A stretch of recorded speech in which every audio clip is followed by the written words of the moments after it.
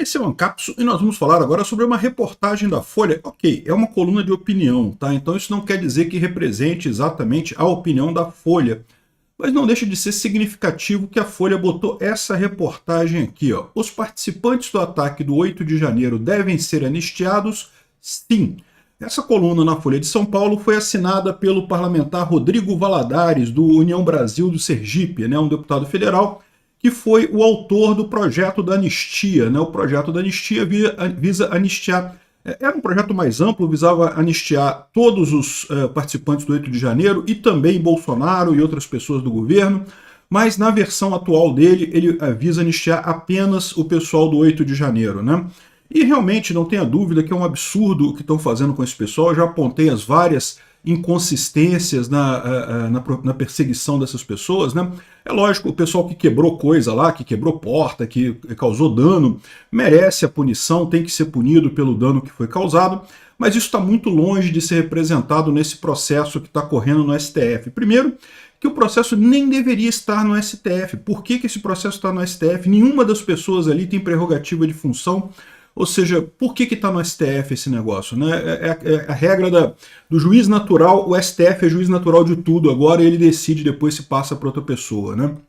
E sem contar com as penas absurdas, com as coisas absurdas que estão acontecendo ali. E repara que a Folha está falando isso exatamente no momento que o pessoal do STF colocou aquele negócio do inquérito dos kids pretos, eu não sei o que lá, do golpe do táxi, né? E era um momento que uma das coisas que eles queriam com aquilo era matar essa questão do projeto da anistia. Eles não querem anistia de jeito nenhum, né? Eles queriam matar esse negócio da anistia. E a Folha de São Paulo vai justamente cutuca ali, ó, no ponto que dói na esquerda e no Alexandre de Moraes, né? O argumento do Rodrigo Valadares é justamente que isso traria uma paz social. Eu concordo com ele, acho que realmente deveria haver essa anistia. Agora, o que chama atenção é a Folha de São Paulo dar imagem para isso. Por quê? Porque isso é contra o interesse do governo. O governo, ao contrário, né, o governo Lula, né, e a imprensa tradicional socialista querem muito dizer que não, que esse pessoal, os golpistas, têm que ser presos e não sei o que lá e coisa e tal. Vamos entender esse caso aqui. A Folha está indo para o outro lado? Será? Essa notícia foi sugerida por Meu Pai Tá Duro, Lobista do Povo no Congresso e várias outras pessoas. Obrigado aí ao pessoal que sugeriu as notícias lá no nosso site, no visãolibertaria.com. E obrigado a você que está assistindo o nosso vídeo. Se você gosta do nosso conteúdo, por favor, deixe o seu like e se inscreva aqui no canal, né? Pois bem, a Folha de São Paulo então publicou esse artigo aqui do senhor Rodrigo Valadares, que é deputado federal do União Brasil do Sergipe, que é o autor exatamente do projeto de anistia que está correndo no Congresso, né? Então ele explica aqui que o Brasil acompanhou perplexo os acontecimentos do 8 de janeiro e não sei o que lá. Não há dúvida que a depredação de prédios públicos e atos de vandalismo não são compatíveis com os princípios de um Estado democrático de direito. Porém, rotular tais eventos como uma tentativa de golpe de Estado levanta dúvidas sobre a adequação dessa interpretação. Bom, é o que eu sempre falei, que haviam pessoas ali que queriam um golpe de Estado, que achavam que quebrando o Congresso e quebrando o Palácio do Planalto e quebrando o STF, conseguiriam que as Forças Armadas fizessem uma intervenção e coisa e tal, e daí viesse um golpe de Estado. Eu não tenho dúvida que tinham pessoas ali que queriam. Talvez até a maior parte das pessoas achava que isso iria acontecer, né? Mas o que ele coloca aqui, e aí eu concordo com ele, né? Ele fala aqui, é curioso notar como o termo terrorista foi empregado de maneira ampla e questionável. Os acusados, em sua maioria, não portavam armas, mas sim objetos como bolas de gude, bíblias e bandeiras, né? Ou seja, realmente, chamar de terrorista, eu acho um absurdo isso daí, não tem lógica nenhuma. Mesmo que houvesse no coração daquelas pessoas a vontade de cometer os crimes tipificados pelo STF, ou seja, mesmo que o pessoal quisesse dar um golpe de Estado, a abolição violenta do Estado Democrático de Direito, né, o que não acreditamos, ele não acredita. Eu acredito que muita gente ali sim queria o golpe de Estado. Mas, de qualquer forma, mesmo que tenha sido isso, né, o caso seria um crime impossível. E eu concordo com isso, isso é crime impossível. Crime impossível é uma tipificação já definida na literatura jurídica, no Código Penal, e que especificamente diz que o que o direito penal fala em crime impossível, que é um excludente de tipicidade. Ou seja, se você não tem como cometer esse crime, isso não é um crime no final das contas. Você não vai ser punido por uma coisa que você tentou fazer que seria impossível, né? Por exemplo, se eu tentar roubar a Lua, né? Eu posso tentar, eu não posso dizer que eu vou tentar roubar a Lua, vou roubar a Lua, não sei o que. Não tem como roubar a Lua está lá, não tem capacidade de fazer isso. E, de certa forma, é o que aconteceu ali. Haviam pessoas que tinham na sua cabeça a ideia de que, quebrando as coisas todas ali, iam conseguir a intervenção das Forças Armadas e coisa e tal, mas essas pessoas estavam simplesmente enganadas, elas não conseguem roubar a Lua, não conseguiriam isso, não havia essa possibilidade no final das contas, né? Então, aqui, ó, outras coisas que ele coloca aqui, ó, não havia liderança, não havia articulação com as Forças Armadas, e muito menos o meio utilizado, uma manifestação que fugiu de controle, seria capaz de ocasionar o resultado desejado. Isso é o que nosso direito penal chama de crime impossível, que é um excludente de tipicidade. Excludente de tipicidade ou antijuridicidade é algo que diz que um crime não é crime, deixa de ser crime. Então essa é uma situação em que não faria sentido condenar essas pessoas, né? E como ele colocou aqui, as penas são terríveis. Colocaram penas como terroristas, pessoas que são réus primários, tiveram penas no limite da dosimetria da pena, né? Todo crime no Código Penal tem de tantos a tantos anos, né? Então, eu não sei o número exato, tá? Mas vamos colocar aqui, por exemplo, homicídio é de 4 a 8 anos. Eu não sei o número exato. Depois dá uma olhada lá no Código Penal para você ver o intervalo exato. Mas todos os crimes têm esses limites. Esse intervalo aí é o chamado intervalo de dosimetria da pena. E daí o juiz pode escolher, de acordo com uma série de critérios, não é aleatório, tá? O juiz não pode dar o valor que ele quer nesse intervalo, não. Ele tem que usar uma série de critérios que vão de antecedentes criminais da pessoa, o grau de participação dela, a culpabilidade dela no crime, tem uma série de critérios que tem que obedecer ali.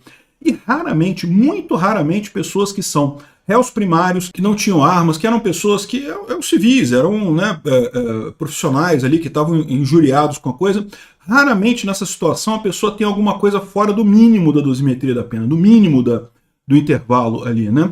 E, no entanto, os valores foram lá para cima, porque o Alexandre de Moraes queria dar... O que eles quiseram fazer ali foi um julgamento show. É o que eu falo para vocês. O que está acontecendo hoje no país não é o STF buscando justiça, como deveria buscar.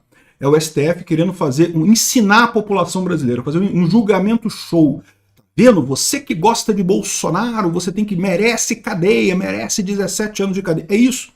A mensagem que eles querem passar é essa, não é justiça, é uma mensagem, é um aviso que eles querem dar para as pessoas da direita.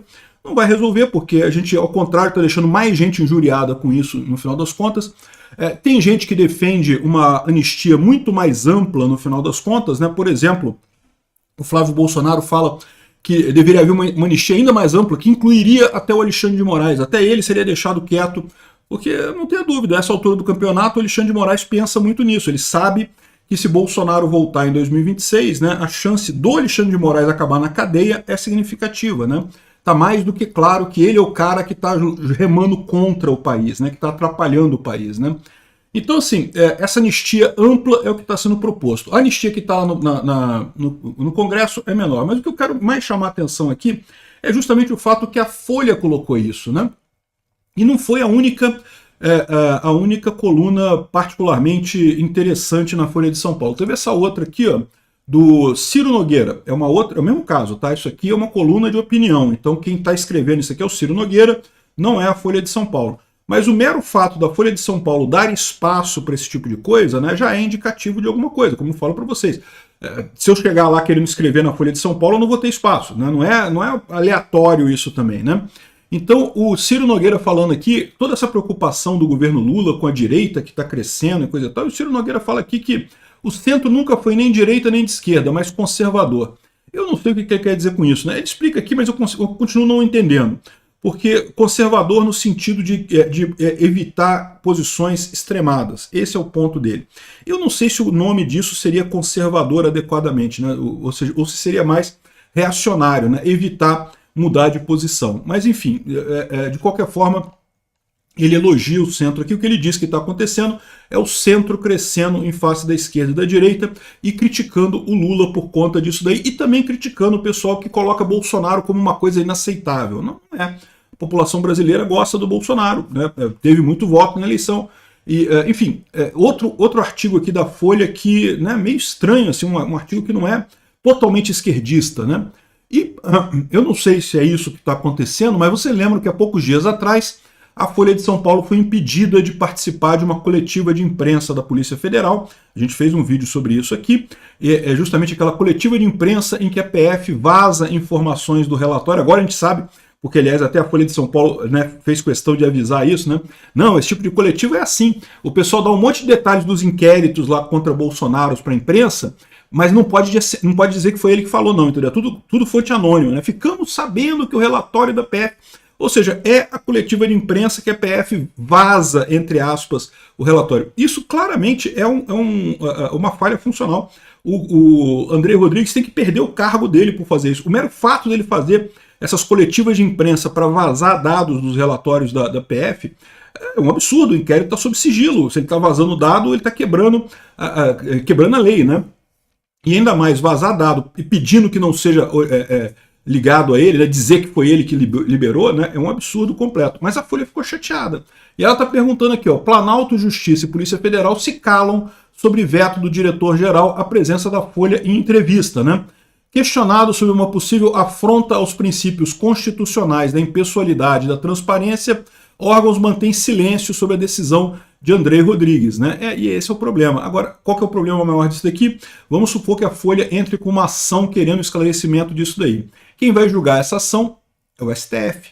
Entenderam o problema que a gente tem agora? É o que eu falo para vocês. A pior ditadura é a ditadura da justiça, que vai ser muito duro os próximos anos aqui no Brasil, vai ser muito duro por conta dessa ditadura do Alexandre de Moraes, é a ditadura do regime Lula-Moraes, né? Espero só que não dure tanto tempo quanto a ditadura militar e que, ao final dela, a justiça também entenda, tal como os militares entenderam na ditadura deles, que eles não conseguem resolver o problema, que é melhor deixar a sociedade por si só, por mais imperfeita que seja a sociedade, por mais que de vez em quando eleja pessoas como o Bolsonaro, que eles não gostam, mas é o desejo da sociedade. Eles têm que aceitar isso, têm que deixar a coisa correr, não podem ficar nessa história de querer consertar a democracia, porque no final das contas esse consertar a democracia acaba sempre sendo uma ditadura. A impressão que eu tenho é que a Folha de São Paulo já está percebendo essa mudança de ares aí, essa mudança de visão, e vamos ver se os outros veículos de comunicação percebem também esse problema, né? Obrigado por assistir o vídeo até o final. Além de curtir, compartilhar e se inscrever no canal, considere se tornar patrocinador com valores a partir de R$ 1,99. Clique no botão Seja Membro abaixo para saber as condições e vantagens de patrocinar o canal. Mais informações sobre o nosso projeto, visite nossos sites indicados na tela.